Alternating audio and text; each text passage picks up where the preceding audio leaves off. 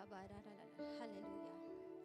Dear Father, thank you for tonight, for the great faith that brings miracle onto our life, Lord Jesus, oh God. Hallelujah. As I speak the word of God, Panginoon, hallelujah.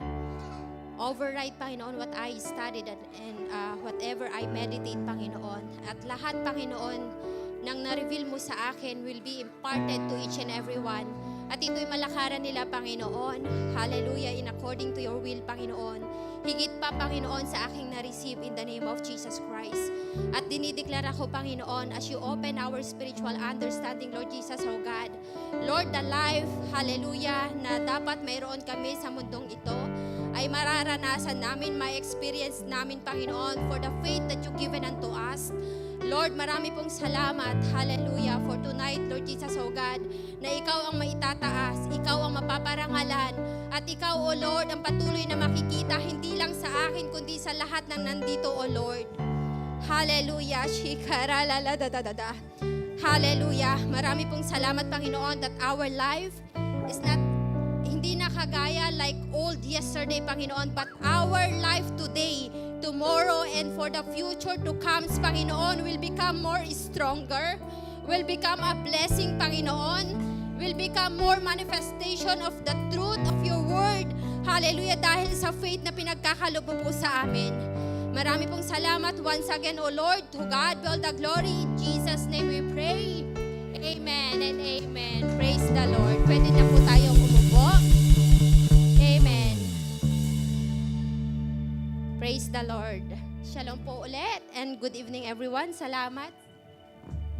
Thank you po sa ating worship team. Ayan, sa powerful declaration ng ating Luke 4:18-19 ni Sister Cecilyn Medina. And for the faith-filled works na prayer ni Sister Princess Lorraine, sa encouraging word ni Sister Ruby for giving our tithes and offering, and for the reading the scripture ni Brother Mirwin. At thank you po sa buhay ng bawat isa. Amen. And our theme for this month is Great Faith Brings Miracle. Ano nga ba yung faith? Amen. It is the substance. Ito yung sangkap na kailangan natin upang ikaw ay makapag-perform. Ayan, makapag-perform ka ng mga magagandang bagay or nakakamanghang bagay na dati hindi mo nagagawa, pero ngayon, ikaw mismo ay nakaka-experience at ikaw mismo ang nakaka-witness noon. At it is the supernatural experience sa'yo na talaga ngayon ay nagiging testimony mo. Those are the things that unseen, and while you are waiting for those things, kapag ikaw ay may hinuhope kay Lord, while you are waiting for it, you are enjoying it. Amen? Sino po yung nag-enjoy while waiting for something from the Lord? Ayan. At ako po ay nag-enjoy while waiting sa mga gusto kong makita, at yung iba po ay nakikita ko. Ayan. Amen. Ito yung sustansya ng journey natin. Amen. Ito yung pinakamasarap na sustansya while you are waiting for something.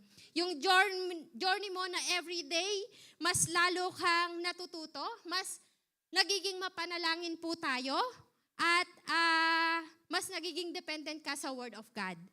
This is the word na kung saan hindi lang siya basta nakastay doon. Lumalaki, umi-increase, mas nagiging deepen.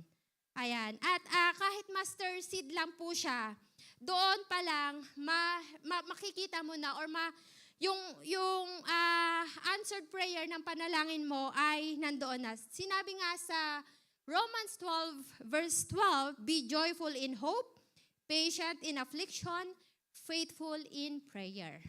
Yung word na faith, dadagdagan natin ngayon ng another word na great. Ayan. At ang encouragement ko po sa bawat isa, amen, laging ang i-achieve natin is great, better, or best. Ayan. Kasi po tayo ay laging makaka-receive ng best, better, and great. Ayan.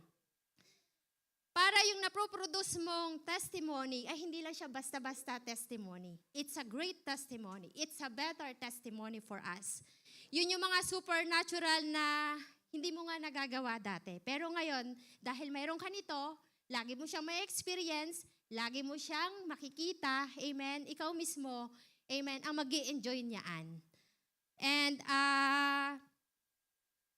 sa pagpapatuloy po ng ating gawain, amen, let us dig into the Word of God. And before we proceed sa ating binasa kanina in verse 8, let us grasp po yung Word of God na sa verse 5. Sabi po doon, when Jesus has entered in the Capernaum, a centurion came to him and asking for help. Yung description po ng centurion ay he is a commanding officer, a high-rank personnel. Yung centurion ba, disciple na dati or hindi pa? Hindi pa. Amen? Siya po ay a Roman soldier. And most of my cousin po or my brother, they are in this field. They are in high position or high rank ng Filipino policemen sa bansang Pilipinas, nasa Air Force. Kaya kapag nakita mo po sila or kinausap mo sila, talagang matikas. Pag nagsalita sila, they are very clear kapag nagsasalita. At poging-pogi, amen? Katulad po ng mga tatay, they are also talagang, they are carrying not only the badge, pero they are carrying the responsibility or the gift na pinagkaloob po sa kanila because ito po yung pinagkaloob sa kanya, like a centurion, amen. They are, parang sila po ay may ganoong katangian. At sinabi po sa verse 6, Lord, sabi ng centurion, the centurion said, my servant lies at home paralyzed, suffering terribly. Alam niya na kahit may position po yung centurion, limited lang yung kakayanan niya. But beyond for what he cannot do, amen, yun lang yung kaya niya. At lumapit pa rin siya kay Jesus Christ because he acknowledged Jesus na si Lord yung makakatulong sa kanya. Si Lord ang makaka-help at alam niya there's no left or right sa paghingi niya sa iba. He directly go to Jesus at hinintay lang niya yung sinabi niyang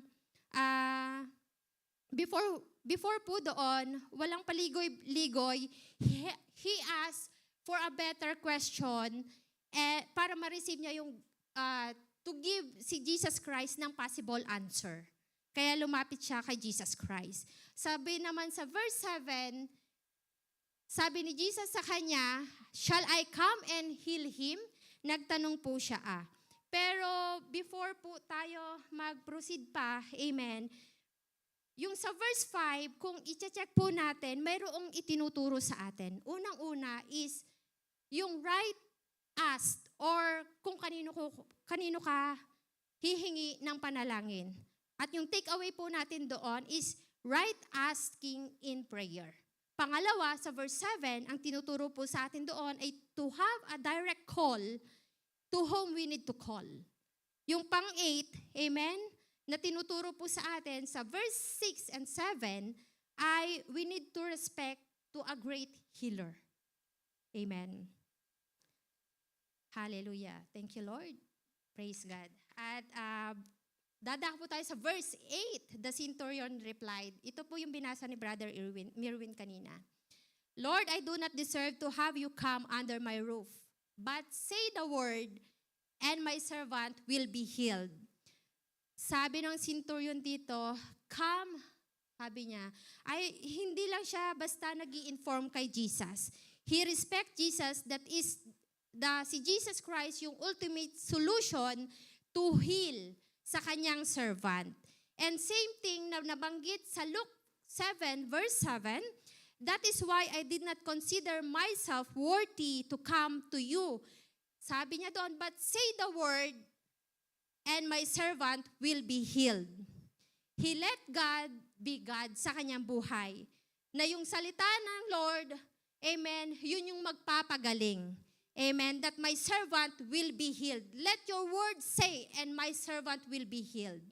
And continue po yung great faith, katulad ng centurion po dito, amen, sa atin po, to continue yung great faith para po tayo ay magkaroon nito, amen, kailangan it requires for us kasi tayo po ay hindi na natin makakausap directly na makikita natin face to face, pero may experience natin yung power and supernatural things that we can, mawi-witness mo, na magiging evidence sa'yo, amen, when we do this thing, amen?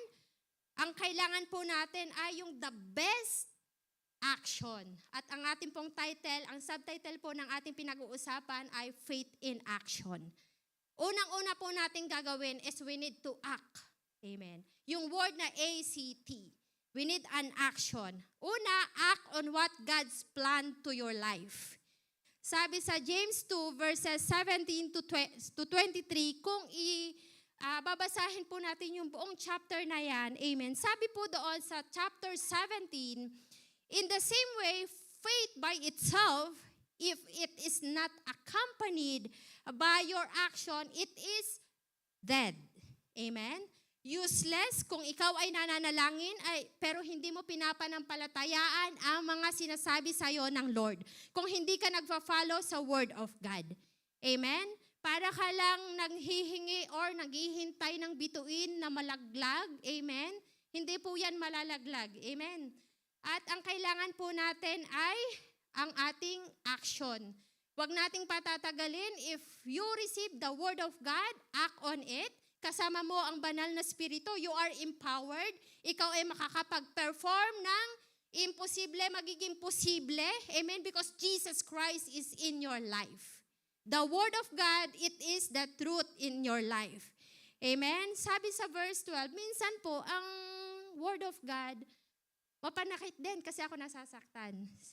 Amen? Pero ito yung pinaka-best correction in the Word. Kung titignan po natin yung verse 20, sabi niya sa akin dito, you foolish person, do you want evidence that faith without deed is useless?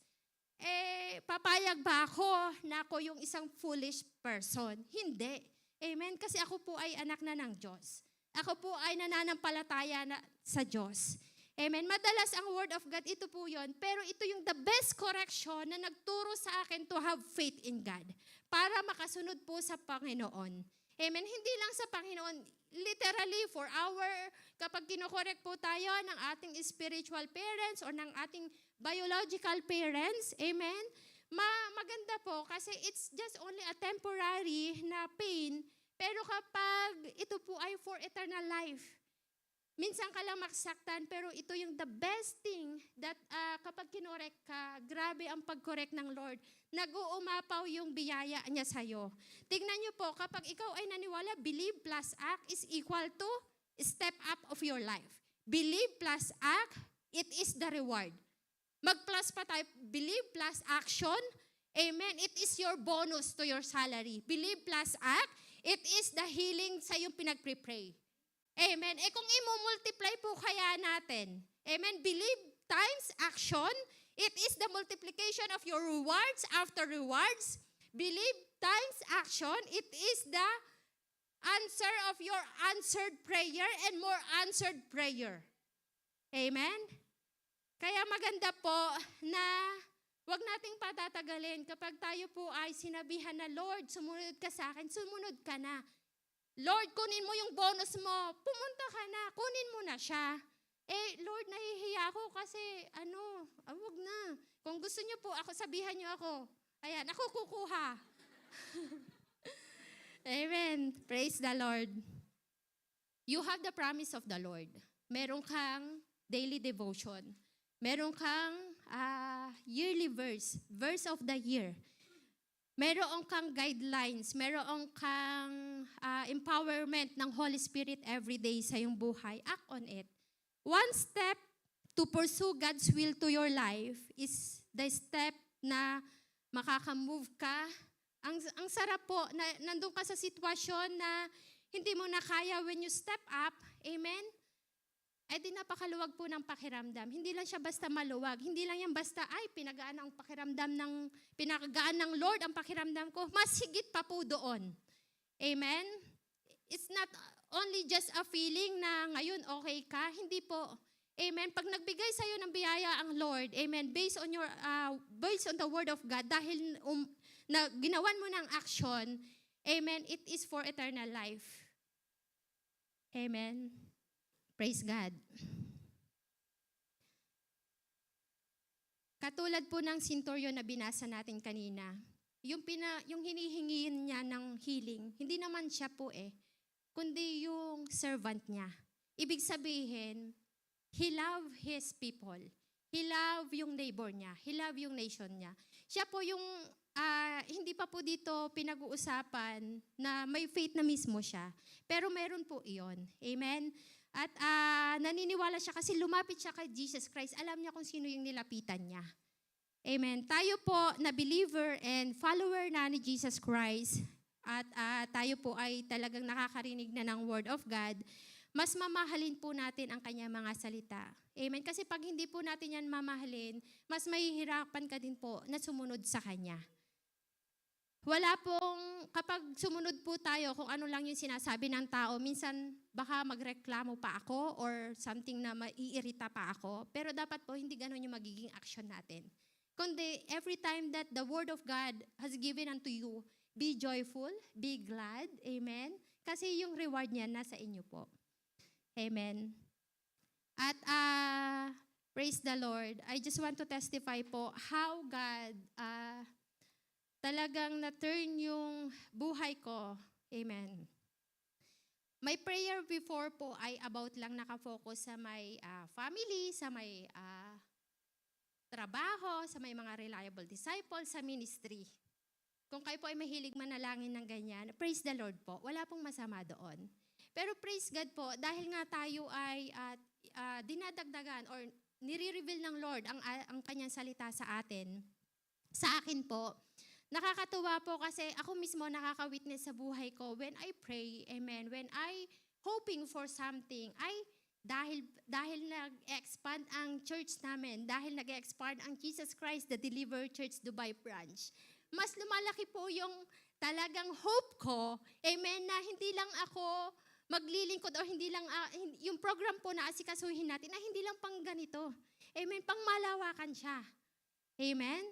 At kahit pagbalik ta rin ko man ang aking mga schedule, andun na po yung Word of God na talagang I am appointed, I am called to fulfill yung purpose na pinagkatiwala sa akin. It might be on the program, it might be on the preaching, it might be on the sharing or encouraging, or it might be on anything. Amen? Dahil tayo po ay appointed, amen, hindi mo hindi na matter sa akin, ay full scheduled ka every day. Hindi na po, pero praise and glory to God. Ano pa po kaya yung kaya kong gawin sa idle time ko na 30 minutes or 1 hour?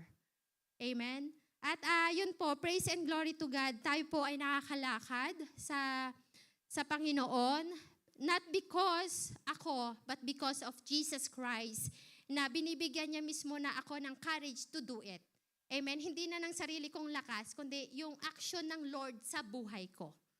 Ayan, praise God po. Sabi po sa verse 9 ng ating word is, for I myself I am under authority with soldiers under me. I tell this one, go, and he goes, and that one, come, and he comes. I say to my servant, do this, and he does it. Yung pangalawang point po natin, yung C po doon sa ACT ay contentment. Bukod po sa confidence na binibigay sa atin ng Word of God, amen, nagiging contento po tayo sa bagay na pinagkaloob sa atin ng Lord. Kasi ako po, na-experience ko po ito. Dati, nung unang-una, when I hoping for something at na-receive ko na siya, I want something again. If I want increase of salary, I want another increase again. Pero ang gusto ng Lord, gusto niya, ma-enjoy ko yung bawat binibigay niya sa akin. Na kung saan, amen, mas nagagawa ko at nape-perform ko yung pinapagawa niya sa akin based on the Word of God nung pinagawa niya sa akin nung una. Amen? From confidence to contentment. Sabi din sa Hebrews 13:5, keep your lives free from the love of money or anything or any possession that you have here on earth. Kasi yung possession po na meron tayo ay nandyan po yan. Hindi yan mawawala sa'yo. It will be given unto you. But sabi po ng Lord doon, be content with what you have. Amen? Because God said, never will I leave you never will I forsake you. Amen? Kung kayo po ay pupunta minsan sa bahay namin, paiinumin po namin kayo ng tsaa. Yung tsaa po, ang purpose po nun, alam ni Sis Eliamar kasi nakapunta na siya sa amin eh. Yung tsaa po na yon ay, kumbaga, sabi namin ay pantay-pantay lang ng, ano ba ito? Pantay-pantay lang ng ganda. Amen? Kaya, praise God po, kami po ay magaganda na. Bakit sinasabi namin contentment lang? Amen? At, para pantay-pantay lang. Amen?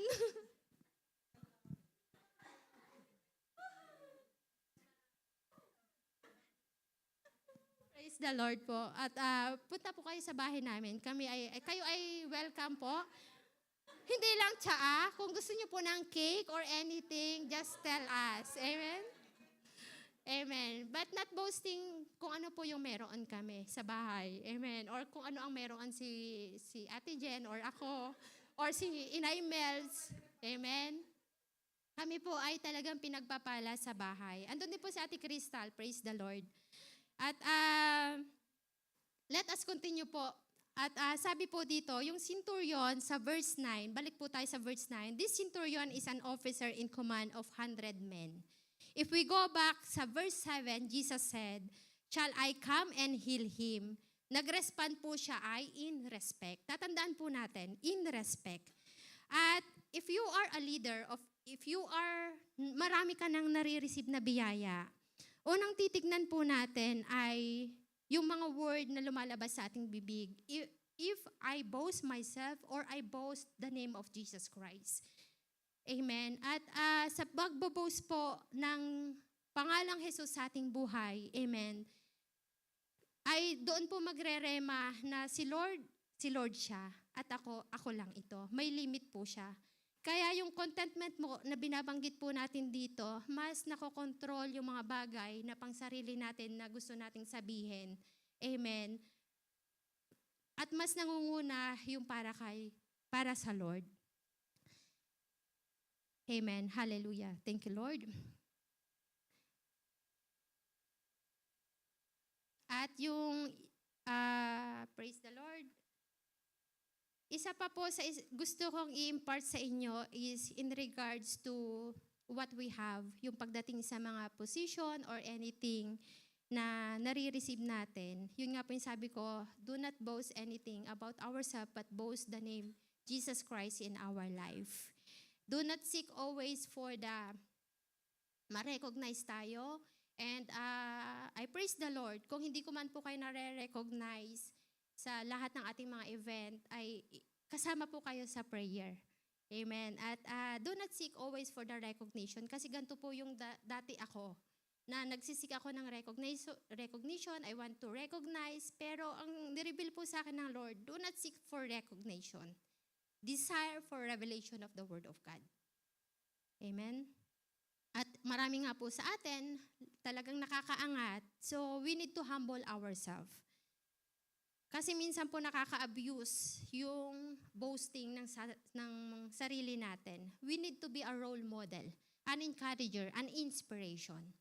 As a testimony po, ako po talaga ay may pagka-boastful sa sarili ko dati. But ito po yung pinakaisang talaga nagpapasalamat ako na nilakaran ko by faith. Na binago din ako ng Lord sa puso ko. Maliit or malaki or anything na responsibility na mayroon po ako. Hindi ko tinitake na, dahil ako. Hindi po. It is because Jesus Christ. Dahil sa Kanya, it is Him, because of Him, and I thank Him for my life. I got the name Humble since 7 or 8 years. Ito po yung isa sa paborito kong programa ng ating church. At tinignan ko po yung meaning dati. Mahilig po ako kapag nakaka-receive ako ng word of God na ganyan. Anything. Tinitignan ko siya kung ano yung mga supporting words, supporting anything. Pero ang gusto ko po talaga doon, dinisar ko, na ano talaga, yung word na yun mag-manifest sa buhay ko. At baguhin yung puso ko na maging same ng pangalan ko. First name ko po ito sa unang event. May another name pa po ako. Sa next naman po yun, kaya umatin po kayo. Sa next preaching pa po sa susunod. Okay. Ayan. So, ito po yung pangalan ko ay, it was very confirm every ng ating mga services. My name, Humble, is the evidence that I can perform miracles. Yun nga po, nung una inalam ko kung anong ibig sabihin. Sa ibang tao, napakasimple yung word. Pero napakalaking transformation ng word na ito sa buhay ko. The way I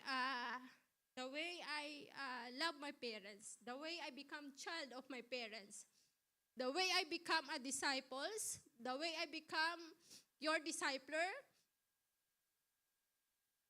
Praise the Lord. Ako po ay humble. Kaya sa lahat po ng mga gawain natin, mga event, amen, umattend po kayo. Any event po na ina-announce po sa ating church, attend po kayo. Amen. It is the faith that brings miracle into our life. Punta po tayo sa verse 10. Then Jesus said, when Jesus heard this, sabi po dito, he was amazed and said to those following him, truly I tell you, I have not found anyone in Israel with such great faith. Amen. Kung si Jesus na-amaze sa faith ng centurion, ako din po na-amaze kay Jesus Christ in every faith that He gave me the step up of my life. Amen. At yung pangatlo po na kailangan nating gawin to continue on our faith, amen, ay to live in the truth. Truth. Amen. Sabi din po sa 1 King chapter 9 verses 1 to 5, kukunin po natin doon yung verse 4. Pwede nyo po siyang i-meditate. As for you, if you walk before me faithfully, may kasama po siya, with integrity of your heart and uprightness, amen, ang sabi po ng Lord sa verse 5, I will establish your royal throne over Israel forever. Meron pa po dyan, sabi doon, forever as I promise. And then dugtungan po natin doon, you shall never fail to have a successor on the throne of Israel. Amen? You will never fail in every truth na nare-receive mo. Kapag susunod ka, amen, at magiging kontento ka sa sinasabi ng Lord sa'yo, amen, at mamumuhay ka according to the truth, amen, that God will establish you high above, amen, He will lift you up, at ikaw ay, amen, you will never fail. At tatandaan po natin sa God, if we live in the truth, amen, ito po yung nagiging direction natin, nagiging guidelines. Ano pa po yung naibibigay sa atin ng Word of God? If we live in the truth, it will give you a clear command para ikaw ay sumunod. Bibigyan ka ng mga promises na kailangan mong panghawakan. At makakapag-decide ka makakapag-decide ka wisely. Ikaw ay laging mai-empowered ng Holy Spirit. Amen? At sabi din po sa Philippians 2:13, for God is at work within you, helping you want to obey Him and then helping you do what He wants. Always, lagi po ay according to the will of God. Amen? Live in the truth. Amen? Because the truth will set you free also. John 6:29, sabi din po dito, the word of God is this, kailangan to believe in the one who has sent me. Believe to the word of God, believe to Jesus Christ. Amen. At kung atin pong titignan, amen, Hebrews 11:1, yung sa atin pong binasa, we need to do an action to our faith. It is the confidence, the assurance of the things that we are hoping for. Amen. Ito yung magiging evidence natin sa hindi pa natin nakikita. Katulad ng faith, sabi po doon sa verse 3 ng Hebrews 11:3, by faith, we understand that the universe was formed at God's command. Sa salita lang niya. Kaya sa salita ng word, by faith, maniwala ka. Lumakad ka. By faith, Abel brought God a better offering. Laging best yung ipagkakaloob mo kay Lord. Amen? By faith, Enoch was taken from this life so that he did not experience yung death. By faith, amen, panampalatayaan mo ang Word of God na pinanghahawakan mo. Amen. Para dito pa lang, you will experience the supernatural things. You will not experience yung death. Amen. Kundi ang ma-experience mo ay yung buhay na pinagpala. By faith, as an example, amen, si Noah, he warned about things not yet seen. And he, wholly fear, he built an ark to save his family. By faith, Abraham was called, amen, to receive the inheritance. Kung babasahin po natin yung Hebrews 11 verse 5, marami po dyan example, amen, by faith, na nag-act po sila, sumunod sila sa Panginoong Jesus. Marami pa pong example sa Bible, many things that we can rely on. Just meditate the Word of God. Amen. At another testimony po about this living in the truth. Amen. When we study the ways po ng sheep are used in the teaching tools in the Bible, it help us better to understand yung tayo po, ourselves in relationship to our Lord, our good shepherd. Amen. It was 6 and 7 or 8 years ago din po ulit. Amen. Ang aking testimony. Hindi ko ito makakalimutan. Ito kasi yung sinabi sa akin ni Pastor. So yung one time galing po kami sa Ras Al Khaimah. At ako lang yung kasama nila, si Pastor Don at si Pastora Lani, galing kaming Ras Al Khaimah. At kung alam nyo po ang Ras Al Khaimah, along the way, pabalik po dito, maraming disyerto at makikita mo doon maraming camel na naglalakad. Pero inahalintulad ako ni Pastor Don sa sheep. Tinignan ko na naman talagang mineditate ko po ito, yung ibig sabihin. Kaya talagang nagre-rema po sa akin at hindi ko makakalimutan. At ayan po, at hinalintulad niya ako sa isang sheep. At the second service po sa Dubai, naka-attend pa rin po kami. Despite ng pagod or despite ng wala yung discipler ko dati, kaya ako yung sinamahan nila. Usually po may nagmi-mission po doon at umuwi po ata sila dati. Yung aking po discipler, ako lang kasama. At ito yung pagkakataon ko na nakasama ko sila both sa sasakyan, kami lang tatlo. At talagang ito po yung naging wise decision ko rin na magtiwala sa salita ng word. Pinanghawakan ko po siya at tinignan ko kung anong ibig sabihin ng sheep. John 10:7-8, ito yung talagang nagre-rema po sa akin. My sheep will listen to the voice. Amen. I know them and they follow me. I give them eternal life and they shall never perish. No one will snatch them out of my hand. Kaya in 7 years po na paglilingkod, I praise the Lord kasi ako po ay nagpatuloy sa Kanya. Praise the Lord dahil po ako ay nakakatayo sa inyong harapan. Praise the Lord, hindi po yan dahil sa madami ang trabaho or hindi marami tayong schedule. It doesn't matter. It is because the Lord who has appointed us and called us to preach the word, to fulfill yung purpose. Napakaganda pong example ng pagiging sheep sa buhay. Amen. And naniniwala ako na talaga pong our good shepherd, it's our God. At ang dadako po tayo sa aking conclusion. Amen. My conclusion po is, yung action po natin, it is the best solution. Amen. On what we are hoping for. For what we believe to happen. Tayo po, limited tayo. Most of the people, limited yung kaya nilang gawin. Pero yung Lord natin, unlimited yan. Always na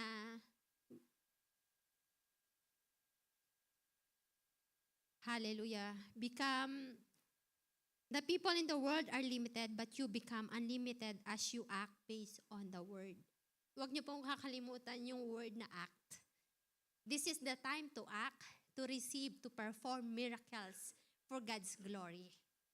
Amen. Magkakaiba po tayo ng revelation, pero it's a great revelation, it's a great miracle that happened unto our life kapag ikaw po ay sumusunod sa Lord.